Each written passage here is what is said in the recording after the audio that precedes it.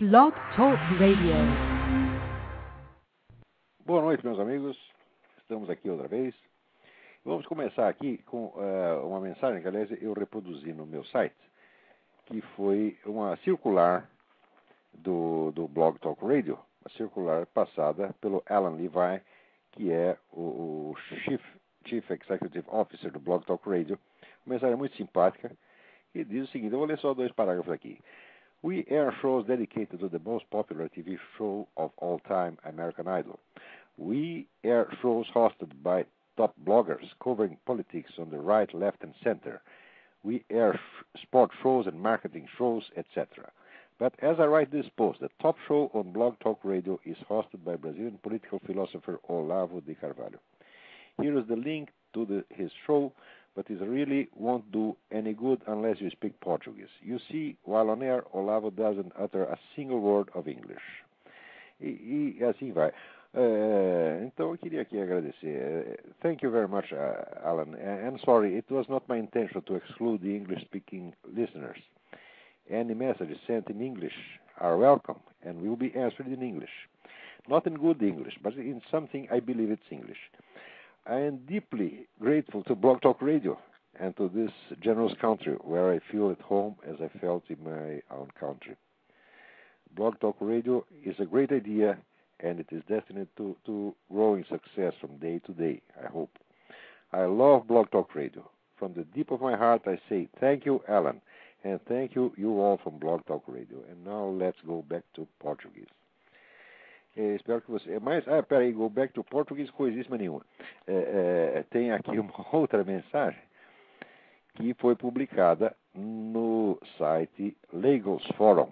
Lagos Forum escreve-se www.ligesforum.com. É um excelente site político feito por um cidadão que se assina Don Lagos. O nome dele não é esse, é um pseudônimo. Não vou dizer quem é, mas é um grande linguista, um homem de grande cultura, e compreende português perfeitamente, e lê os meus textos, e de vez em quando ele troca umas figurinhas.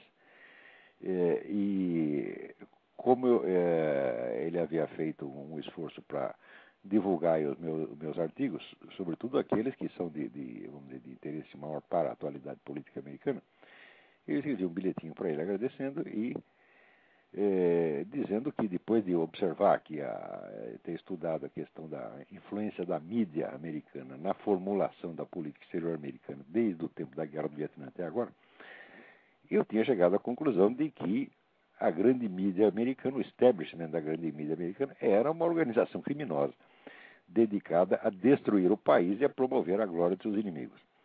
Né?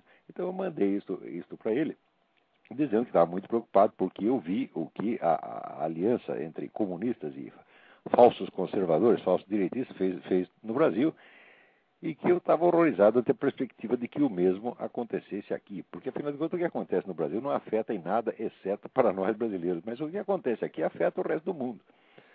Né? E agora está havendo um esforço enorme para derrubar mesmo a soberania americana, derrubar mesmo a soberania americana e entregar tudo para a ONU. Daqui a pouco nós vamos voltar a este assunto. Mas daí eu mandei essa mensagem para o Don e ele publicou, então, junto com as seguintes linhas. Eu vou ler uma parte aqui, mas vocês podem ler lá no Lagos Forum. Dear reader, it's my sincerest hope that you will come to love Olavo de Carvalho as he has loved you and your country and welcome him. É o meu mais sincero desejo que vocês venham a amar o Olavo de Carvalho como ele amou vocês e esse país e que vocês lhes deem as boas-vindas. Olavo is a brilliant and masterful writer and public speaker and reminds me so much of Alexander Solzhenitsyn. And by that I mean the historian and political activist Solzhenitsyn, who is still virtually unknown because we have ignored him too. Olavo é um brilhante e hábil escritor e orador público, e ele me faz lembrar muito de Alexander Solzhenitsyn. E com isso eu quero dizer o historiador e ativista político Solzhenitsyn, que ainda é virtualmente desconhecido, porque nós o ignoramos. I implore you to listen to Olavo and take him very seriously. He cares passionately about the United States more than many of us care about us. Eu imploro que vocês ouçam o Olavo e o levem muito a sério. Ele se preocupa apaixonadamente pelos Estados Unidos, mais do que muitos de nós nos preocupamos conosco mesmos. A syndicated writer appearing in various mainstream Brazilian newspapers, he had done everything in his power to warn of the impending debacle in Brazil, but to no avail.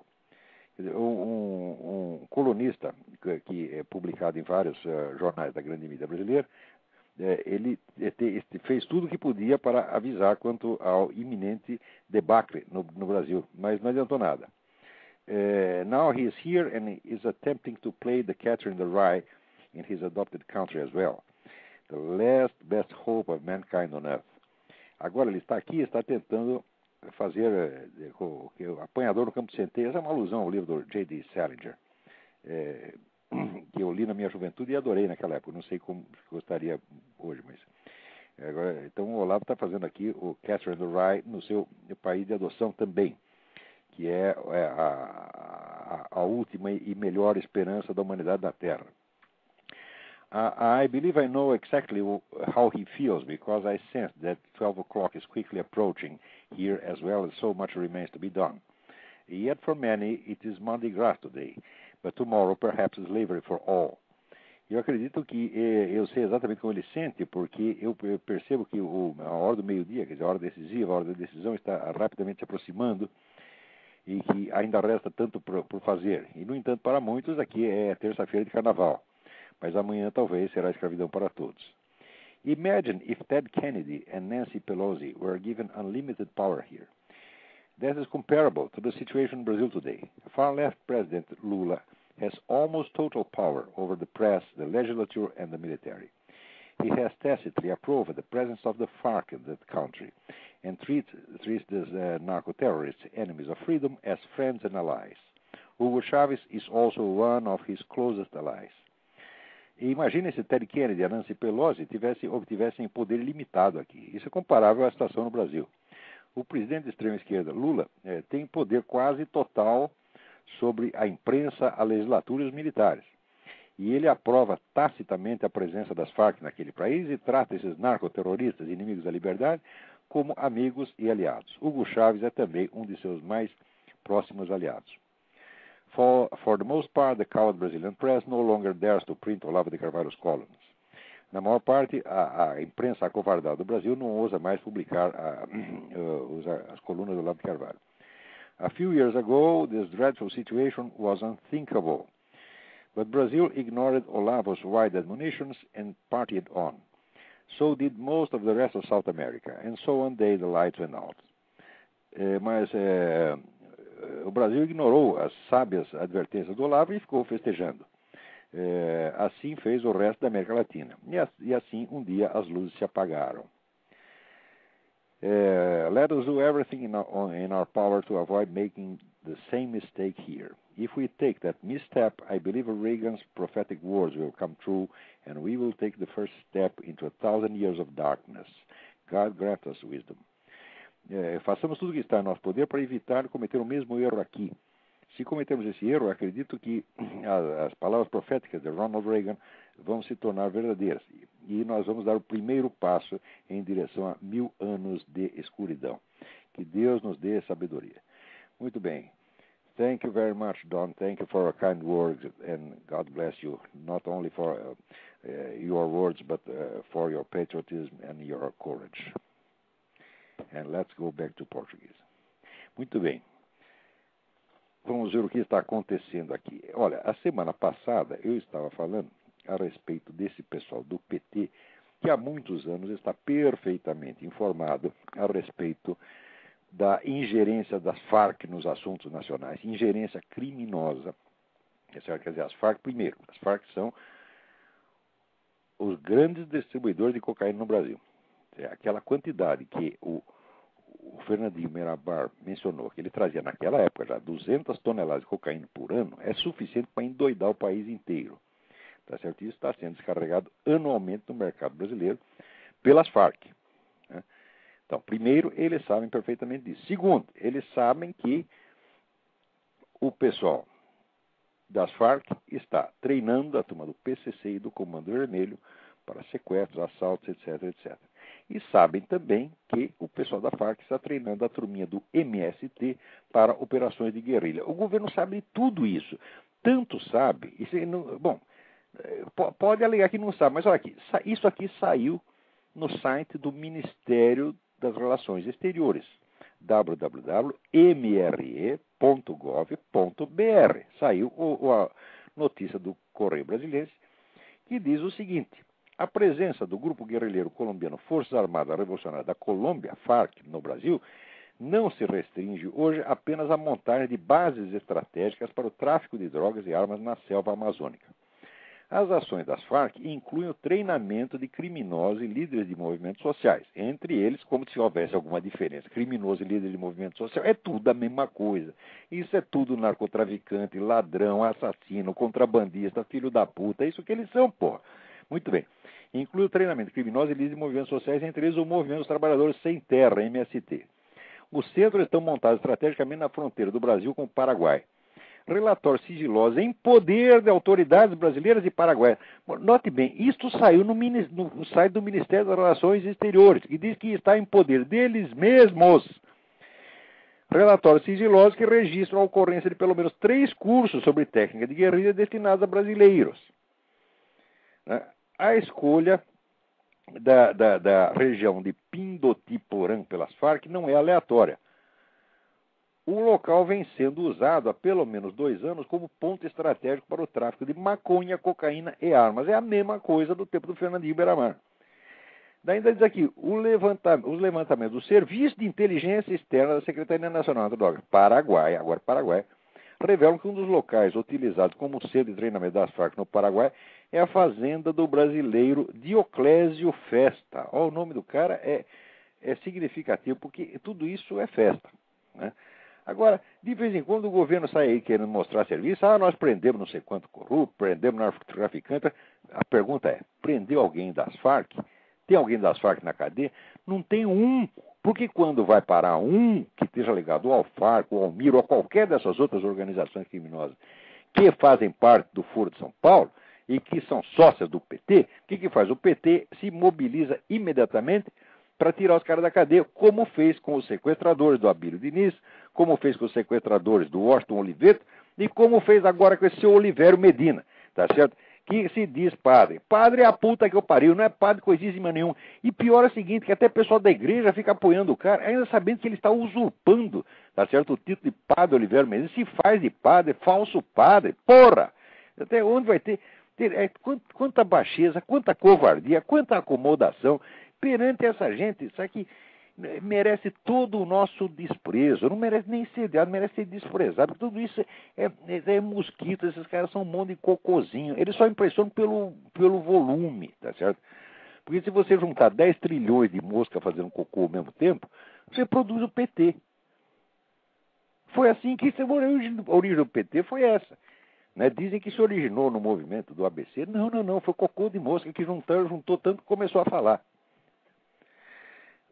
Daí, muito bem, muito bem diz aí o senhor Marco Aurélio Garcia, assessor especial de política externa da Presidência da República, durante o encontro de prefeito e vice-prefeito do PT, dizer o seguinte: todos aqueles que fazem parte do conjunto dos partidos trabalhadores são soldados de uma grande batalha.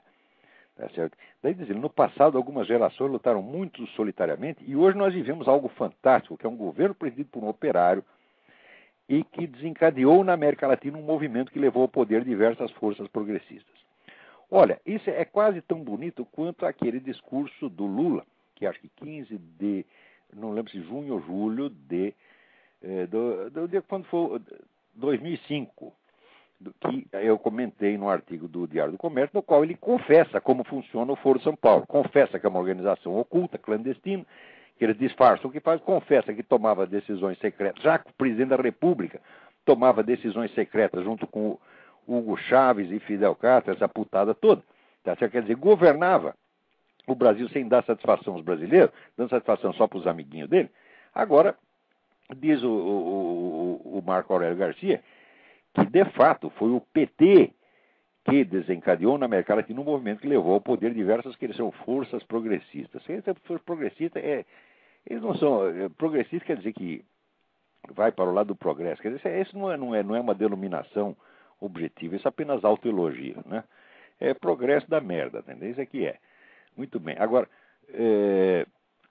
naquela mensagem que as Farc enviaram ao último encontro do PT, à última Assembleia Geral do PT, a Farc também reconhecia que o PT foi o fundador, o criador, o mentor e fundador do Foro de São Paulo. Quer dizer, o PT e o seu Lula em particular são os mentores da Revolução Latino-Americana.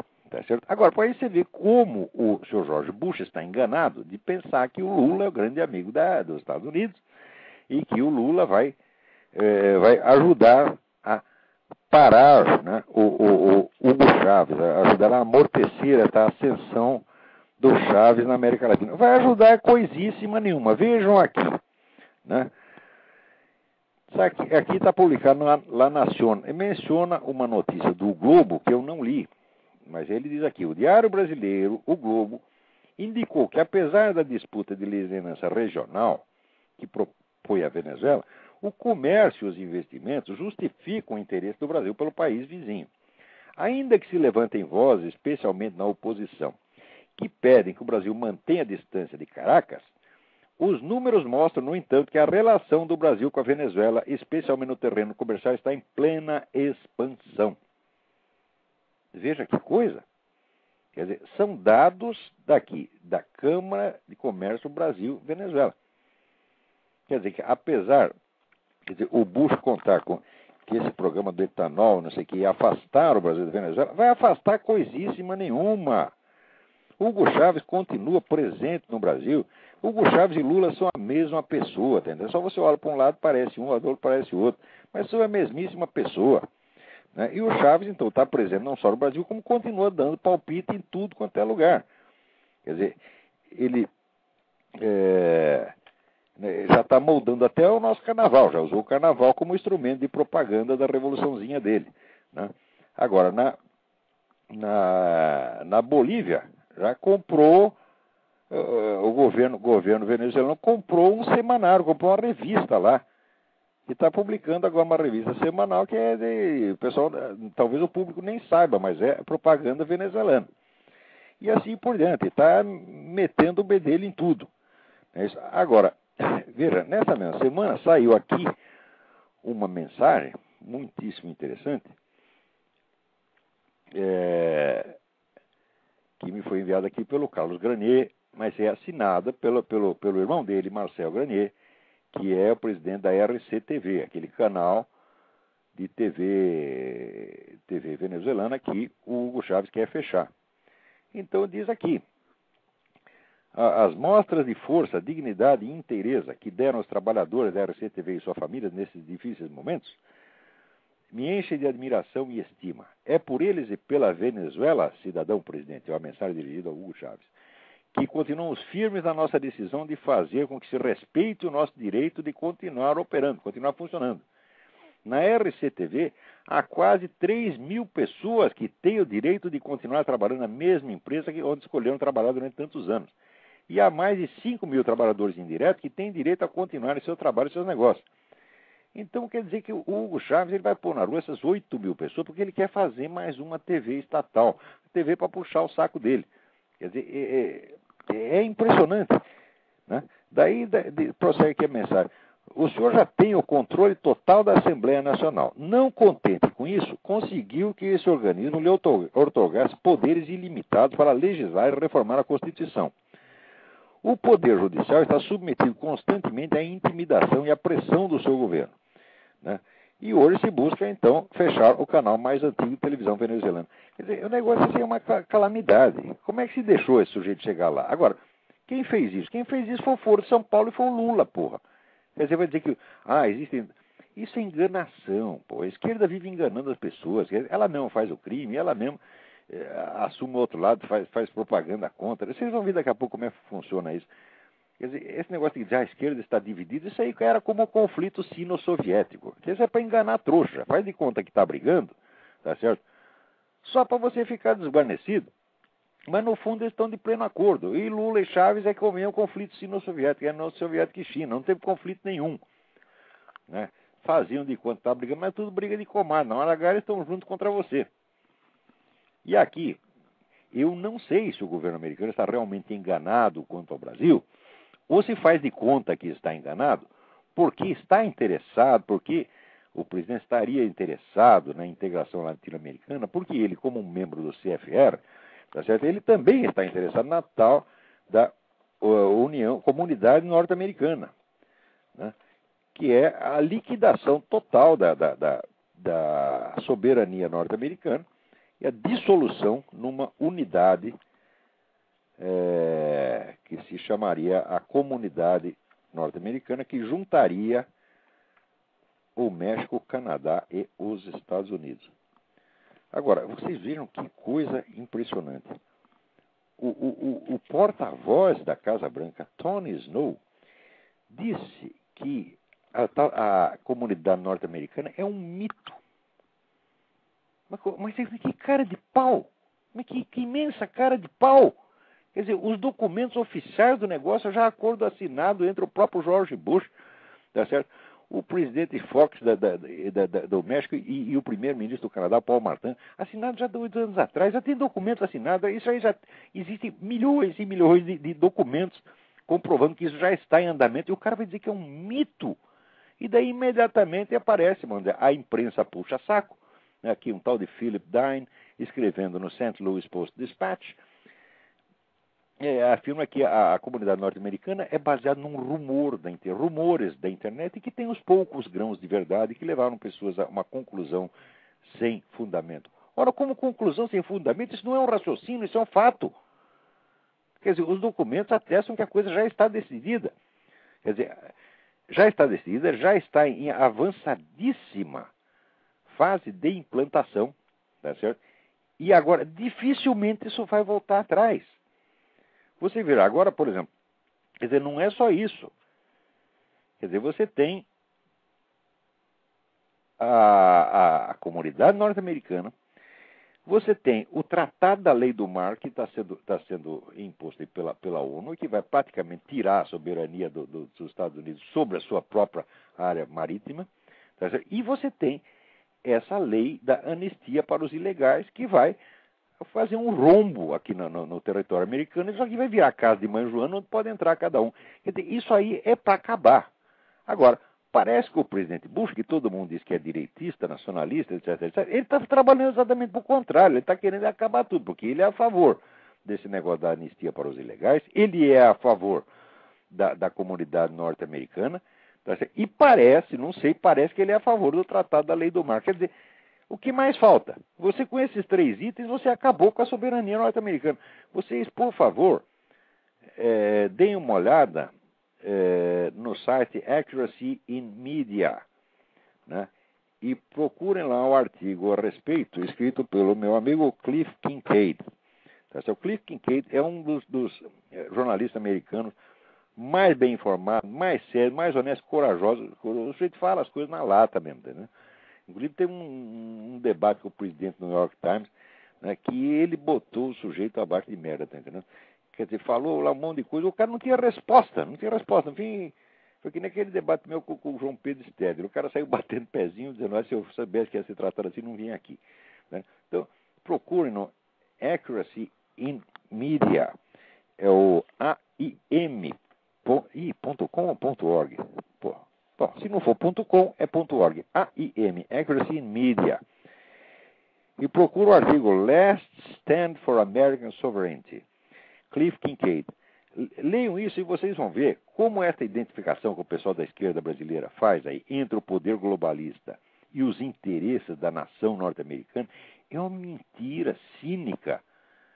É uma coisa assim, não dá nem para imaginar, porque é 180 graus o contrário. Esse negócio globalista é todo contra o interesse norte-americano. Vocês veem, essa coisa, por exemplo, de aquecimento global. Né? Esse negócio de aquecimento global, isso aí foi inventado apenas para destruir a indústria norte-americana, para quebrar mesmo a soberania norte-americana. Por quê? O país que mais polui no mundo nos Estados Unidos é a China. E ninguém fala da China, ninguém reclama da China. A China pode continuar poluindo. Agora aqui, tá certo? Os caras querem fechar a indústria, botar um monte de multa para tudo quanto é lado. E no fim, o negócio é dizer reduzir em 80%. Se for reduzir em 80%, tá certo? As emissões aqui de gás da indústria, acaba a indústria, né? Então, os caras inventaram até isso para acabar com o negócio.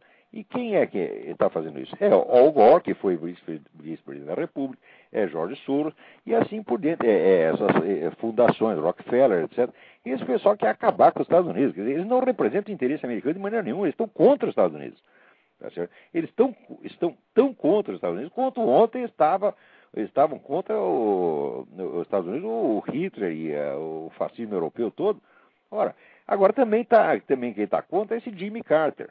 E Jimmy Carter, essa semana, deu uma entrevista dizendo que o presidente Bush é o pior presidente americano de todos os tempos. Mas, olha, o Jimmy Carter está dizendo isso por excesso de modéstia. Porque que eu saiba, o Bush, no pior momento da sua gestão, ele chegou ali nos 34% de popularidade. Mas o Jimmy Carter chegou a 22%. Quer dizer, o país inteiro, tá certo? Achava que o presidente Carter era um presidente de merda, tá certo? E a hora que o sujeito saiu foi um alívio. E quando ele saiu, seguindo-se aqueles 8 anos gloriosos da gestão Reagan. Então você imagina um mico que nem esse Jimmy Carter concorrendo com o homem do talento, do brilho, da grandeza do Ronald Reagan, não dá nem para não dá nem para começar a conversa. Agora, ele está tirando proveito da situação relativamente ruim do Bush, tá certo? Porque o Bush é um homem muito hesitante, ele faz as coisas para os dois lados. Para mim, é um homem profundamente misterioso. Eu cada vez entendo menos a cabeça dele, tá certo? Mas, justamente naquilo que ele está fazendo de bom, que é o negócio do Iraque, é aí que os caras vão falar mal. O resto eles não falam, né? O resto, quem está achando ruim são os próprios aliados do Bush, quer dizer, o pessoal conservador que está achando ruim essas coisas que ele está fazendo com relação à imigração ilegal, Tratado da Lei do Mar, Comunidade Norte-Americana, essa coisa toda. Agora o pessoal da esquerda acha tudo isso ótimo. E aproveita da única coisa realmente boa que ele fez, que não é a ocupação do Iraque, é a salvação do Iraque. Vocês nunca esqueçam que aquele Saddam Hussein ainda tinha matado 300 mil iraquianos. Tá certo? A guerra com tudo, até hoje não matou 10% disso. Tá certo? Então, por enquanto, vamos dizer, comparando, saiu, o custo em vidas humanas saiu barato. Agora, também você não pode esquecer que a origem de toda esta situação ali no Irã, Iraque, quem começou isso foi o próprio Jimmy Carter. Por quê? Foi o Jimmy Carter que desestabilizou o governo que era o maior aliado americano no mundo islâmico, que era o governo do Shah do Irã, e favoreceu a ascensão do Khomeini. Quer dizer, o Jimmy Carter é culpado pelo maior problema que tem os Estados Unidos, que é hoje o Irã. Quer dizer, o Irã é o grande inimigo americano, está lá fazendo bomba atômica para soltar aqui, né? Já está, como é que se diz? Eles estão tão loucos por energia atômica que agora tem o dinheiro iraniano, tem o simbolinho do átomo, né?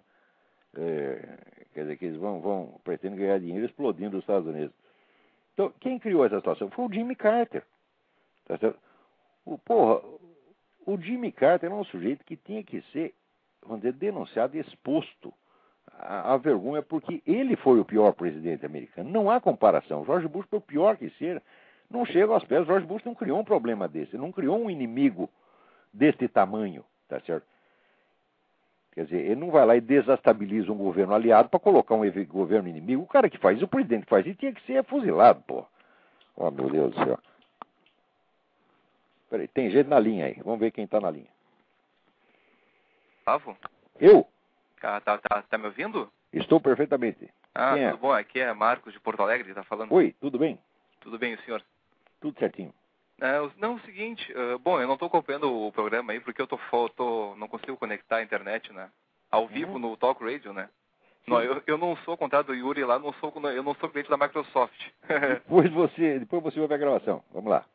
Não, Diga. É o seguinte, uma pergunta sobre lá o seu livro lá, o Jardim das Aflições, né? Uhum. Tem um trecho lá que o senhor comenta, bom, me desculpe o rompimento do tema aí, mas faz como é que é mesmo, uma comparação entre a ideia de que a doutrina era uma espécie de copo d'água, uma espécie de recipiente, e a fé é a água, né? Que seria assim, quanto mais a pessoa se agarra à doutrina, de certa forma, ela nunca consegue alcançar o máximo possível da acesso espiritual. Bom, a coisa básica é o seguinte, se eu estou falando com relação ao cristianismo. Sim, o pessoal exatamente. pensa que a fé consiste em você acreditar na doutrina cristã. Não é isso. A fé consiste em você acreditar na pessoa de Nosso Senhor Jesus Cristo e nas promessas que ele faz. Isso eu compreendi. Então, é a confiança que você tem numa pessoa. Agora, a tradução disso em termos doutrinais é um negócio complicadíssimo que leva muitos anos. E que a maior parte da pessoa pode nem compreender, sem nem por isso deixar de ter fé. Sim. Você está entendendo? Quer dizer, a confiança numa pessoa é uma coisa simples, é uma atitude simples e direta. Agora, a concordância com uma doutrina depende de você ter estudado essa doutrina. Aliás, a formulação da doutrina pode ser muito problemática. Não existe formulação perfeita de doutrina nenhuma. Você está entendendo? Sim, compreendi. Então, por exemplo, vamos supor, você confia numa pessoa. Né? Confia na sua mãe, confia na sua namorada, confia na sua mulher, confia no seu pai. Né? Agora, se eu perguntar assim, exponha no papel por que você confia. É complicado. É difícil, né? É difícil mesmo. Bem complicado. É da mesma coisa. Por que você confia em Nosso Senhor Jesus Cristo? Não, confio porque ele fez milagre, porque ele me curou, porque ele disse isso, disse aquilo. Quer dizer, por mais que você diga, não expressa a coisa inteira. Tá entendendo? E, ademais, se a fé fosse confiar numa doutrina, tá certo? Quer dizer, aceitar uma doutrina, vamos dizer, por mera crença, seria uma imbecilidade. Sim. Não é isso? Então, a doutrina é uma estrutura. Agora, o que enche essa estrutura de vida é a verdadeira fé, quer dizer, a confiança que você tem na pessoa do Nosso Senhor Jesus Cristo. Essa confiança, inclusive, vamos dizer, como toda confiança humana, ela é vacilante, ela sobe, ela desce, tá? Tem hora que perde. Isso, vamos dizer, a dúvida, o enfraquecimento da fé faz parte da dialética da própria fé. E volta com mais força depois. Volta com mais força. Mas e como qualquer confiança humana, o sujeito confia na mulher dele, não confia? Muito bem, mas de vez em quando ele está viajando, o cara foi lá para a guerra do Iraque, está lá por 2 anos, mas o que a minha mulher está fazendo nessa hora? Não é assim? É verdade, a realidade se impõe em algumas Depois situações. você volta, você vê que ela só ficou cuidando da casa dos seus filhos, quer dizer, você volta a confiar nela. É assim em qualquer relação humana. Raiz, por que não há de ser a mesma coisa na confiança que você tem no Nosso Senhor Jesus Cristo? A mesma coisa. Claro, perfeitamente. Não, agora, os caras imaginam, os inimigos da religião pensam assim, é a fé dogmática que você tem que reafirmar constantemente. Isso é na cabeça deles, isso é fantasia idiota, de quem não sabe. É como esse ignorante, esse Richard Dawkins, esse discípulo deles que tem no Brasil, esse bando de cretino, tá entendendo? Esses caras, eles têm uma concepção pueril, porque são ignorantes, não sabem nada a respeito da religião e escrevem livros inteiros a respeito. Então eles imaginam, é a crença cega. Nós temos a razão, eles têm a crença cega. Fala, vai pra puta que pariu. Só é pra encher o saco. Eu queria fazer 2 perguntas com relação à ideia da acesso espiritual. Assim, o senhor fala lá o seguinte, que o indivíduo ele precisa ter uma disciplina espiritual muito rígida, inclusive até dolorosa, né?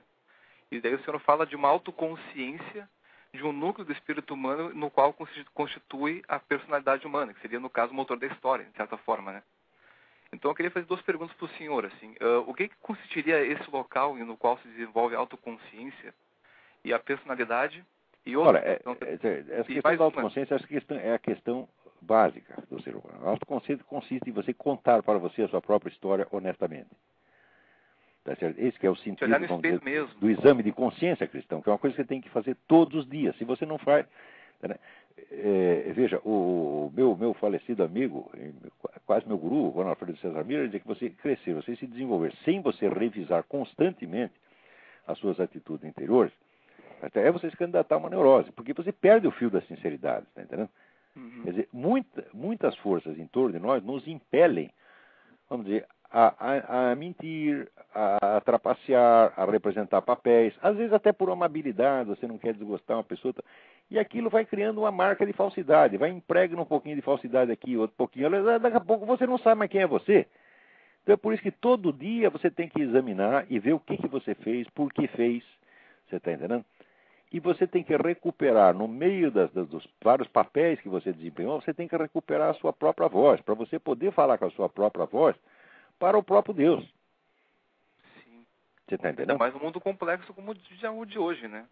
Claro, e você só... Tem a experiência de Santo Agostinho mostra isso. Quer dizer, a verdadeira sinceridade só é possível se você souber que você está perante um observador onisciente a quem você não pode enganar.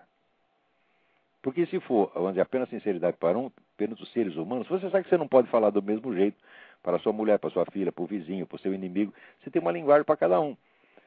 Então, a gente nunca diz a verdade completa para nenhum deles. A gente só pode dizer a verdade completa no nosso próprio coração e para o próprio Deus, porque Ele sabe a verdade. Então, esse exercício de... O que a Bíblia quer dizer com esse caminhar diante de Deus? É o sujeito que está o tempo todo, tá certo? Dando para si mesmo o feedback do que ele fez diante de um observador onisciente ao qual ele não pode enganar. Esta disciplina, esta tem que ser uma coisa de ferro. A gente não pode ceder nisso aí. Essa é a disciplina que mantém a sanidade humana. Essa é, inclusive, a base da inteligência. Porque não adianta dizer o nego, tem QI 280. Depois tem QI 280, mentiu 3 vezes para si mesmo, já baixou para 12,5. Tá entendendo? A inteligência é fruto do desejo da verdade. Se você quer a verdade, com toda a sinceridade, com todo o coração, você vai obtê-la. Tá entendendo? Sim, entendi completamente. Então, esta é a base do negócio. Veja, e para o estudioso de filosofia e ciências humanas, isso é fundamental, porque a própria consciência dele é o órgão cognitivo do qual ele precisa para entender a conduta alheia e para entender o que se passa na sociedade humana. Quer dizer que se a lente interna dele está suja, melou tudo, ele não vai enxergar nada, vai só a fantasia. Quer dizer, o sujeito mente para si mesmo, como é que o homem que é falso pode captar a verdade? Ele só vai captar a falsidade. Então existe uma disciplina ascética da inteligência, que é essa disciplina da sinceridade. Não precisa necessariamente ser praticada no contexto religioso. Tá certo? Porque às vezes até praticar veja, o sujeito a praticar confissão no contexto religioso, às vezes serve até para ele escapar da verdadeira sinceridade. Porque ele pensa, eu vou lá, confesso meia dúzia de coisas para o padre, fica tudo limpo. Então não é assim. Assim como a doutrina, no caso. Claro. Quer dizer, os rituais e a doutrina é a mesma coisa, é uma coisa altamente falsificável. Claro. Então tudo isso não adianta nada. Eu não sou contra nem a doutrina, nem contra os rituais, mas isso aí, pensando bem, é nada. Porque quando o Cristo diz, não adianta você ficar, vamos dizer, orando com a boca. Você tem que orar o que ele diz? Note as palavras. Ele diz, orai em espírito e em verdade. Será que a pessoa não entende? Quer dizer, em espírito é de você para você mesmo, no seu pensamento, na sua consciência. E o que é para você ficar fazendo essa coisa? Você tem que lembrar os seus atos todos, não é só os pecados. Você tem que tomar consciência de si, ver o que você fez e retomar a sua sinceridade depois de você ter mentido para si mesmo e os outros. Você reconquistar o seu coração diariamente, você reconquistar a sua voz, reconquistar a sua sinceridade, reconquistar a sua vida, porra. Tá entendendo? Isso é uma coisa mais maravilhosa que existe no mundo. Agora, esses cretinos que não entendem a religião, eles pensam não, que aquilo lá é acreditar numa doutrina e ficar repetindo aquela porra por mera crença. Ora, porra. Fundamentalismo versus ciência. Mas isso é uma coisa de animal. O cara que... Olha, dá vontade, eu não vou nem responder, eu vou encher a sua cara de porrada, vou bater em você, não vou explicar porque estou batendo, tá entendendo? Eu passo o resto da vida tentando adivinhar porque que apanhou, tá entendendo? Se não entender, até amanhã vai apanhar de novo, porra. Era assim que tinha que ser, porra. Não é possível, porque burrice de... Porra, o sujeito tinha que ter uma cota de burrice que o sujeito comprava, tá entendendo? Né? Sim. E daí, quando gasta aquilo, ele tem que pagar mais. Agora, como é de graça, os caras abusam, porra. E a gente tem que aguentar, não é saco humano que aguenta esses caras, porra. Né? É difícil discutir mesmo. E todos fazem uma interpretação muito literal das palavras sagradas. Não, e de interpretação materialista, grosseira, absolutamente grosseira, estúpida. Né? É complicado. Bom, eu não tenho muitas armas para poder discutir em termos eruditos. Assim. Não discute. Começa assim, você já manda tomar no cu logo, porra. Não tem que discutir, não perca seu tempo discutindo. Não deixe que palavras maliciosas confundam você. Tá entendendo? Porque a coisa mais fácil do mundo é você montar raciocínios, né? E vir com aquela famosa... Como é que você explica? Como é que você prova? Vai tomar no olho do cu, porra. Por que é sempre nós que temos que provar as coisas? Os caras nunca têm que provar nada. Mas homens de ciência deveriam saber, né? Deveriam provar alguma coisa. Ciência é uma pinóia, não é nada disso. Eles nem sabem o que é ciência, ficam arrotando ciência aí, pô. Ora, não é nem porque o sujeito estudou uma ciência. O sujeito pode passar anos estudando uma ciência e não ter a menor ideia do que é ciência. Sim. Você pega esse Richard Dawkins, ele estuda ciência há 40 anos e ele não sabe o que é ciência. Ele não sabe, o conceito de ciência ele não sabe. Quer dizer, ele sabe fazer aquela pesquisinha dele. Mas como é a estrutura da prova, o princípio da validade do conhecimento científico, ele não tem a menor ideia do que é isto, porra. Ele não tem mesmo, isso aí é que nem... Você não é capaz de ensinar um macaco a dirigir um automóvel? Mas você não pode ensinar o princípio do motor explosão para ele, não pode. Então ele vai saber operar aquilo, mas ele não sabe o que ele está fazendo. E o Dawkins é a mesma coisa. Ele opera esse maquinário científico como um macaco que dirige automóvel, pô. Agora, eu estou falando do Dawkins, não estou falando nem dos seus admiradores no terceiro mundo, que isso aí já é o subnitrato do pó de bosta, tá entendendo? Quer dizer, a gente tem que parar com esse negócio de fingir respeito. Sabe o que mata o Brasil? O que mata o Brasil é a boa educação. Todo mundo tem que ser boa educadinho e falar seu doutor, excelência, etc. Quer dizer, as normas de polidez, o pessoal coloca as normas de polidez acima da verdade, acima do dever, acima do próprio Deus. Isso é uma idolatria da boa educação. A boa educação no Brasil já passou de todos os limites do tolerável, tá entendendo? Então, eu fui educado até uma certa época e muito me arrependo. Se já tivesse mandado um cara tomar no cu anos atrás, teria sido melhor para mim e para eles. Eu demorei também. A gente demora para entender. Pô, e é complicado. Tu fica muito acostumado com uma espécie de educação muito polida. É bem isso que você não falou. Não, mesmo. E depois o pessoal se prevalece disso. Eles não precisamos aqui ter um debate. Responder porque tem medo de ferir a pessoa. E é difícil mesmo romper com a... Mas por que não ferir a pessoa se o sujeito já vem ferir você? Pois é. Ora, porra, os caras querem assim, eles querem te dizer as piores coisas, ferir seu sentimento, te humilhar e quer que você responda educadamente. Eu digo, tu vem pra humilhação comigo? É que a humilhação dos caras, que eles fazem, é sempre astuciosa, maligna. Eles querem ser espertinhos, tá entendendo? Então, fala, olha, eu não sei ser espertinho como você, tá certo? Eu não sei te dar uma resposta inteligente, então quer saber? Vai tomar no cu. Pronto, acabou. Resolve o problema. Pra que eu vou ficar pensando como é que eu vou vencer a malícia do cara? Não perca seu tempo com isso, porra. Ninguém é obrigado a vencer discussão. Sim, claro. Né? Eu tinha uma outra questão, não sei se dá tempo ainda. Dá? Não, era sobre o livro mesmo, de novo, né? Essa questão que eu falei de se desligar do mundo material, e o tempo e o espaço que você fala, né? E se recluir em si. Eu queria perguntar outra coisa, assim, é neste lugar, neste núcleo do espírito que a gente encontraria a Deus, quando falam assim, Deus está em nós. É por aí a questão? Não, é por em primeiro lugar, seguinte, ninguém encontra Deus, não é bem isso. Fica face a face. Deus que vem buscar você.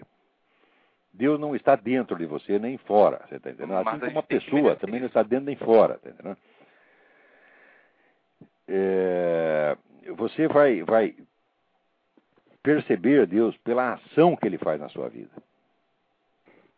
Você está entendendo? Quando a pessoa fala, meu encontro com Deus, fala, a coisa não é bem assim do jeito que você está falando. Você não se encontra com Deus cara a cara. Você não pode se encontrar com Ele cara a cara. Porque você está dentro dele. Nele vivemos, nos movemos e somos, dizia o apóstolo. São Paulo, né? Você está dentro da realidade máxima, o ens realíssimo, o supremamente real, que é Deus. Você não pode sair de dentro disso para se encontrar com Ele. Tá certo? O que você vai perceber, vamos dizer, é a ação dele na sua vida. Às vezes essa ação é tão clara, mas tão clara, que só um idiota não percebe. Agora, se você não olhar para lá, você nunca vai ver. Olha, a prece respondida é a base. Porque, olha aqui, eu acredito que a parte mais importante do Evangelho é Mateus, capítulo 11, versículos 1 a 6, onde os caras vão perguntar para Jesus Cristo, é você mesmo aquele que nós estamos esperando ou devemos esperar um outro? E ele responde, olha, vocês estão vendo que os paralíticos andam, os cegos enxergam e assim por diante. Então, quer dizer, como é que você descobre Deus? Pelos fatos. Esse é o critério que Jesus Cristo ensinou. Eu estou só repetindo, estou vendendo o peixe pelo preço que comprei. Você está entendendo? Isso não é teologia, não. Isso aqui é simplesmente leitura. Eu sei ler, porra.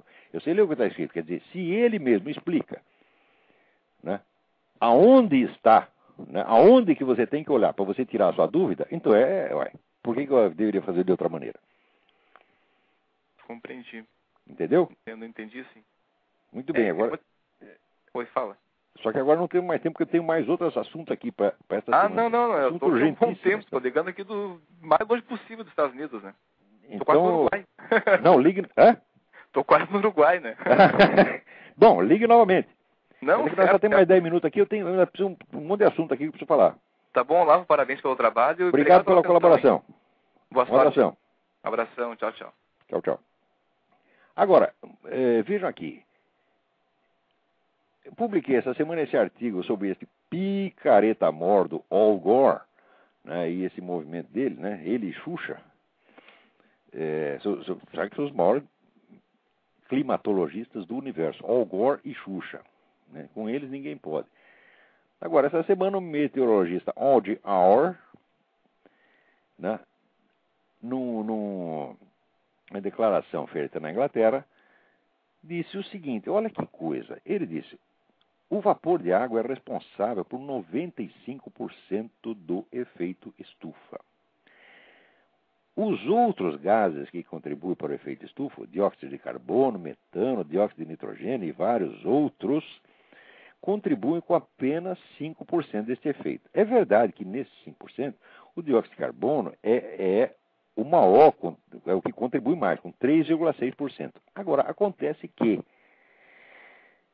deste 3,6%, o dióxido de carbono resultante das ações humanas é 3,2%. Quer dizer, a contribuição humana, tá certo, ao calor é 3,2% de 3,6%.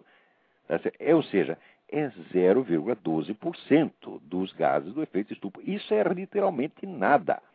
Daí diz o Dr. Auer, nós não poderíamos mudar o clima nem que nós o quiséssemos.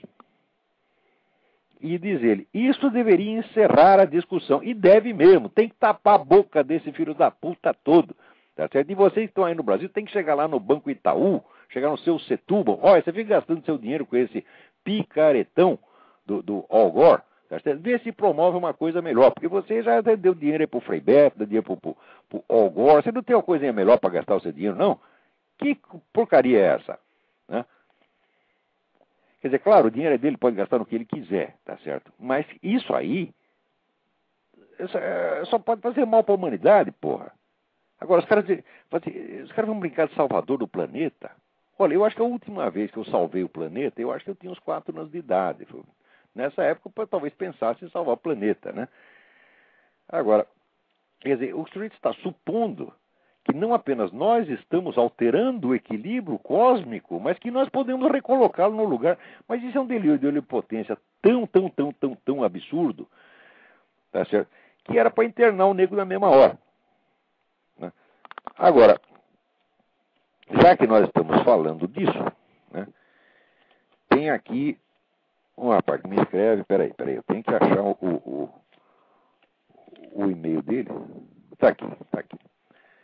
Marco Porto de Carvalho.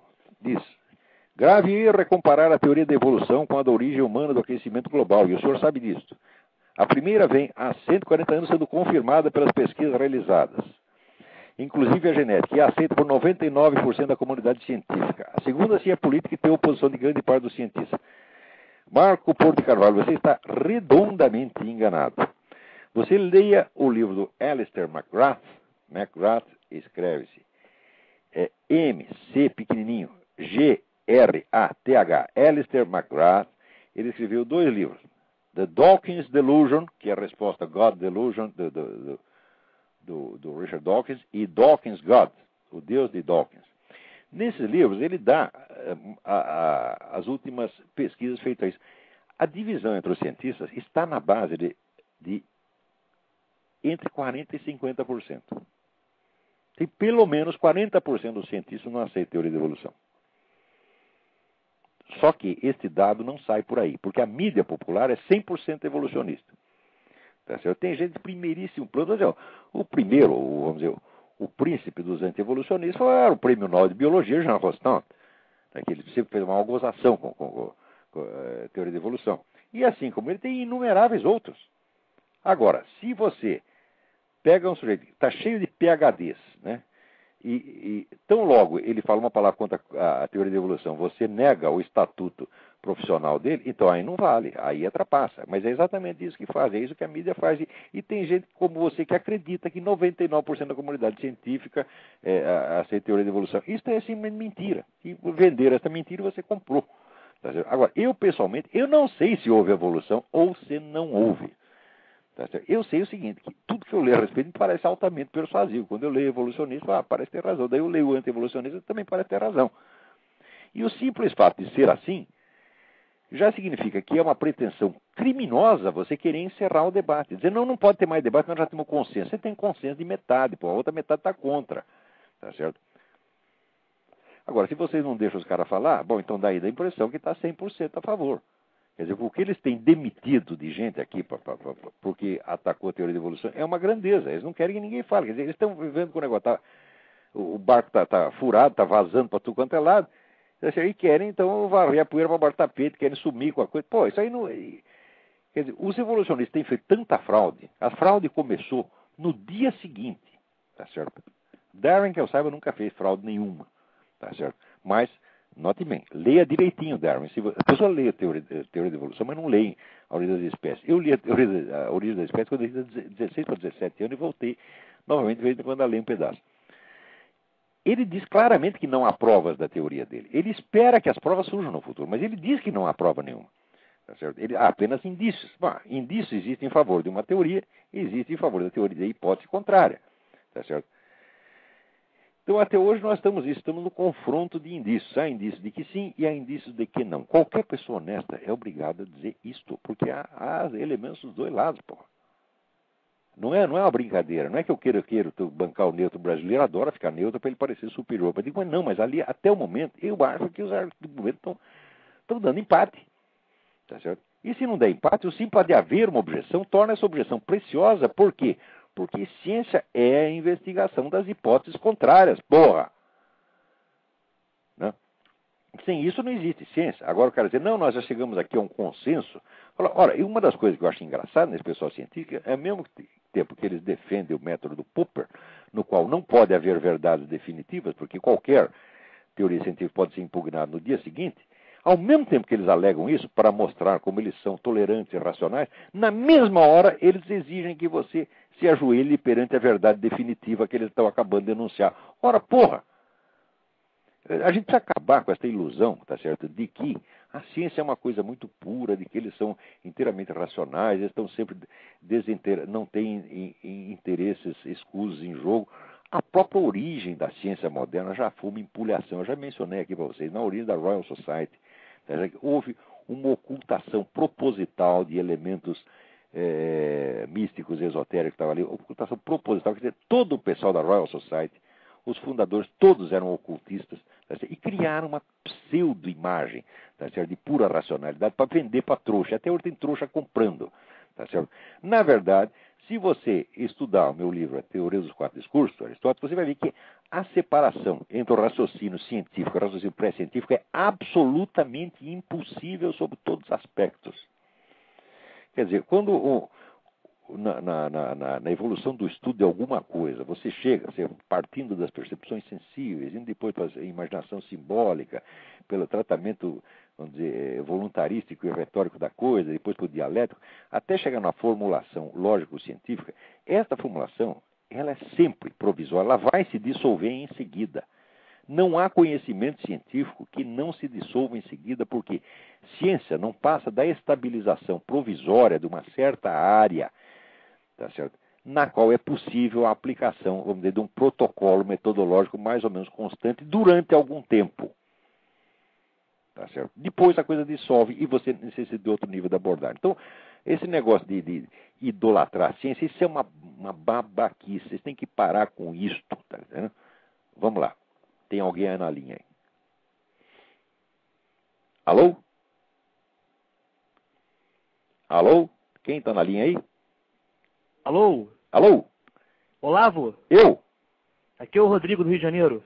Tudo bem? Tudo bem, professor? Tudo perfeito. Eu queria saber a opinião do senhor. O que o senhor acha desses pré-candidatos democratas que são meio que idolatrados aqui no Brasil, assim, como Howard Dean? Nossa senhora, isso é um bando de picareta. Acho que o negócio de candidatura aqui está muito ruim para os dois lados. Muito ruim, mas muito ruim. Aí quem não é... Olha, tem cara que é picareta, por exemplo, o McCain não é picareta, mas é maluco. Tá entendendo? E do outro lado, Howard Dean, ai meu Deus do céu, que é isto? E Hillary Clinton, esse Obama, que é um puta de um mentiroso, já começou mentindo na primeira. Tá certo? Que ele disse que na escola que ele frequentava, que ele era católico, embora frequentasse a escola muçulmana. No dia seguinte apareceu todos os colegas de escola dizendo, não, é mentira, ele é muçulmano. Que o senhor já mentiu na primeira. Era melhor nem abrir a boca, porra. Né? Esse cara não vale nada. Né? Agora, tem um livro aqui, Faço o que eu digo, mas não faço o que eu faço. Né? Não, esqueci o nome do autor. E dá lá a radiografia toda essa. Isso é um bando de mentirosos, de picareta. Agora, no Partido Republicano, o negócio também não está muito bom, não. Entendeu? Porque o Giuliani, ele só parece que é bom nesse negócio de defesa, de segurança. Ele tem umas atitudes firmes, ele tem umas boas ideias com relação a isso. Mas no resto, é tudo em cima do muro. O negócio abortista, nem sim, nem não, muitas vezes pelo contrário. Você quer parecer bonzinho para os dois lados. O Mitt Romney é a mesma coisa, tá entendendo? O único que eu confio é o Fred Thompson, que ainda não disse que é candidato. Né? Mas se Deus quiser, vai dar tudo certo. O Fred Thompson há de ser presidente desse negócio aqui. Tá? E vai ser melhor para nós aí. Tá? Tomara. Aqui tem uma certa empatia para esses candidatos. Aqui no Hélio Graça. O brasileiro só gosta do que não presta. Mas não votar no Lula, porra. O sujeito que votou no Lula ainda quer dar palpite na eleição americana. Porra, o sujeito votou no Lula, para votar no Lula para presidente 2 vezes. Quer dizer, o brasileiro acredita em qualquer coisa. É verdade. Quer dizer, acredita na Rede Globo, meu Deus do céu. Acredita até na Folha de São Paulo. Né? Depois disso. Agora, aí faz mais propaganda do Partido Democrata do que aqui. É incrível, que o brasileiro adora o Partido Democrata. Quer dizer, eles mesmo falam horrores dos presidentes democratas, do Kennedy, do Johnson, etc. Mas no dia seguinte né, querem dar a ideia de que é tudo maravilhoso. Né? Ok, professor. Muito bem, obrigado pela colaboração. Mas antes de terminar o programa, eu quero falar uma coisinha aqui. E essa não pode escapar aqui. Hugo Chávez disse que o Papa Bento XVI deve pedir desculpas pelas declarações sobre a evangelização na América. Como chefe de Estado, rogo à sociedade que peça desculpas aos povos da nossa América. Acredito que isso é correto. Né? Com a conquista da América, aconteceu algo muito mais grave que o Holocausto da Segunda Guerra Mundial. E ninguém pode negar isto. Nem a sociedade pode negar o Holocausto aborígene nesta terra. Fala, não pode negar o Holocausto, porque o Holocausto havia antes dos espanhóis chegarem. Tá certo? Quer dizer, essas religiões malditas que os caras tinham aí, que é na base do sacrifício humano, que tinha festivais anuais, que matavam de uma só vez 20 mil pessoas colhidas nas tribos vizinhas. Né? Isso, por exemplo, os astecas. Os astecas arrasavam as tribos vizinhas, colhiam lá um monte de gente para fazer uma festança no fim do ano, matar 20 mil pessoas. E não era só o pessoal de cima que matava, não, só o sacerdote, o governo, não. A cidade inteira participava, se lambuzava de sangue e achava aquilo lindo, maravilhoso, como o seu Chaves acha. Tá certo? Os espanhóis acabaram com isso à força e tinha que acabar mesmo. Isso aí, essas culturas eram como cultura nazista. Essa cultura tem que acabar. Ou então nós vamos dizer, nós não podemos acabar com os campos de concentração porque isso é cultura nazista, vai desrespeitar. Né? Nós temos que respeitar a diversidade. O alemão tem direito de pensar diferente de nós. Você acha isso? O alemão tem direito de pensar diferente de nós, merda nenhuma, e esses astecas, esse pessoal também não tinha direito nenhum. Essa cultura tem que acabar. Tá certo? Eu estou com o Hernán Cortés e não abro. Por quê? O Hernán Cortés, quando ele chegou, as tribos pequenas todas se aliaram a ele para derrotar os astecas, tá certo? Porque aqueles caras eram um flagelo, tá certo? Foi essa a cultura que os caras acabaram. E os índios que tem hoje, a maior parte dos índios que tem por aí, não são descendentes desses caras, são descendentes de outras tribos que foram salvas por Hernán Cortés, tá certo? E pelos outros ocupantes da América Latina. Quer dizer, holocausto, seu Augusto, holocausto caralho, você tá entendendo? Vai lamber sabão, cala a boca, burro, porra, a teoria vai ter... Pô, eu queria um dia encontrar esse Chaves, que diz que o cara fala grosso, vai falar grosso da puta que eu pariu, que você é um cretino, semanalfabeto, mentiroso, metido, pô, cala a boca, burro. Tem gente na linha, será que ainda dá tempo? Dá tempo mais 2 minutos. Vamos lá. Alô, Olavo? Alô, quem é? Alô, Olavo? Eu? Aqui é o Guilherme de Campinas, tudo bom? Tudo bem? Eu peguei o programa um pouco atrasado, então se você já falou sobre isso, me desculpa. Mas semana retrasada você falou, se o Papa tivesse feito um acordo com o Brasil a respeito do aborto, a guerra tinha começado. Ele não só fez um acordo, como chegou no avião já estava falando de aborto. E aí, a guerra começou ou não? Eu não sei que raio de coisa que ele falou pro Lula, porque o Lula mudou magicamente, você viu? Eu vi, eu reparei. Na véspera ele, não, nós temos que aprovar o aborto, tem que aprovar o aborto. Ah, não se fala mais isso. De repente, eu não sei que raio de mágica o Papa fez lá. Abençoado seja esse Bento XVI, eu não sei o que ele fez. Entendendo? Mas e aí, a guerra começou? Hã? A guerra começou? Eu acho que começou. Eu não acreditava muito nesse Bento XVI, porque a atuação dele no tempo que ele era chefe da congregação lá não era uma grande coisa, não. Tá? Ele passava muita mão na cabeça desses vagabundos da teologia da libertação, só passavam um pito, né? Enquanto os outros caras, os caras tradicionais, que eram fiéis à igreja, eram até excomungados. Né? Esse aí me pareceu um protetor da teologia da libertação, mas agora o homem está tomando umas atitudes de macho mesmo. Que Deus abençoe, que Deus ilumine o reinado desse homem. Tá certo, obrigado, Olavo. Agora com o Lula, parabéns pelo programa. O que ele fez com o Lula, porra? Maravilha, foi uma maravilha. Então, parabéns pelo programa, Olavo. Continue sempre com esse excelente programa. Muito obrigado pela resposta. Brigadão.